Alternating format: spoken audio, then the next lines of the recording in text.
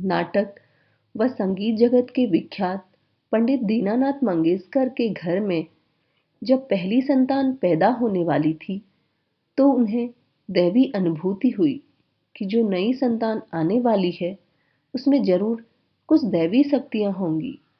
28 सितंबर 1929 में इंदौर में दीनानाथ मंगेशकर जी के घर में एक पुत्री ने जन्म लिया जिसका नाम लता मंगेशकर रखा।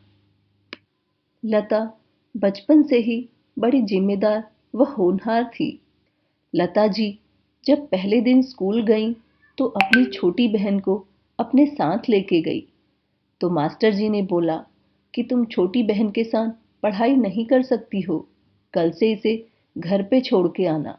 ये बात लता जी को बिल्कुल पसंद ना आई और वो घर आके अपनी माँ से बोली, माँ मैं कभी भी स्कूल नहीं जाऊंगी, उन्होंने मेरा अपमान किया है। और तब से लता जी कभी भी स्कूल नहीं गई, उन्होंने घर पे ही अपनी पढ़ाई पूरी की। दीनानाथ जी अपने घर पर बच्चों को संगीत सिखाया करते थे।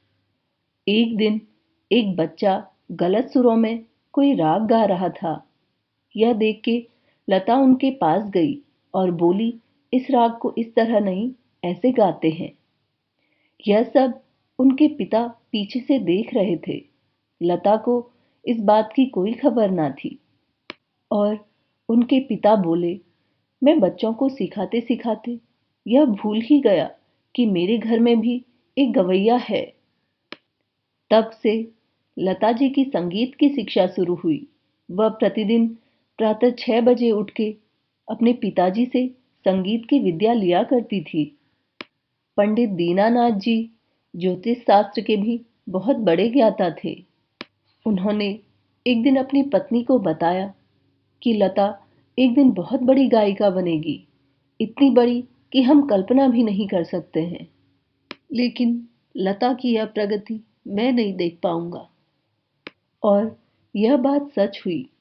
लता जी जब केवल 13 साल की थी, उनके पिता उन्हें छोड़ के चल बसे।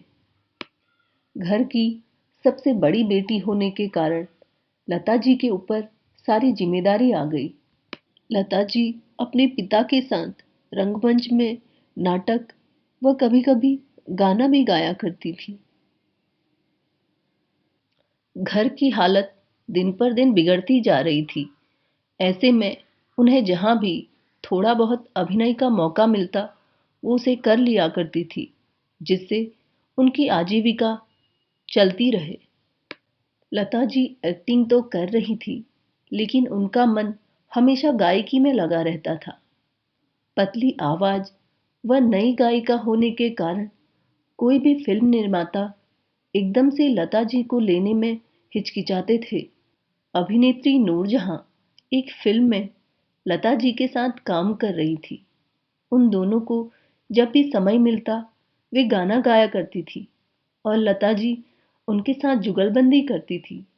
सबसे पहले अभिनेत्री नूरजहां ने लता जी के इस गायकी को पहचाना और उन्हें आगे बढ़ाने के लिए उन्होंने काफी प्रयास किए। लता जी ने फिर अपनी गायकी को और अच्छा करने के लिए संगीत की शिक्षा जो वो बचपन में अधूरी छोड़ चुकी थी, फिर से शुरू की और एक अच्छी गायिका के रूप में उभरी। अपने जीवन व गायकी में संघर्ष करते करते अब लता जी ऐसी गायिका बन गई थी कि हर फिल्म निर्माता उनसे अपनी फिल्म के गाने गवाना चाहते थे। अब वे दिन भर में कम से कम 7 से 8 गाने गाया करती थी। लता जी ने अपने जीवन भर 30,000 से भी ज्यादा गाने गाए हैं। लता जी को स्वर कोकिला के नाम से भी जाना जाता है। अपनी गायकी से पूरी दुनिया में नाम कमाने वाली लता जी को पद्म विभूषण, पद्म भूषण, भारत रत्न व कई अन्य पुरस्कार से नवाजा गया है। उन्होंने अपनी आवाज से भावनाओं को पूरी तरह लोगों तक पहुंचाया है। लता जी अपनी आवाज से हमेशा के लिए हम लोगों के बीच में अमर हो गई हैं। उनका संघर्ष हम सब लोगों के लिए एक प्रेरणा का स्रोत है। हम भी उनसे ये प्रेरणा लें कि जीते जी हम भी कुछ ऐसा कार्य करें कि हमारे जाने के बाद भी हम लोगों के काम आ सकें।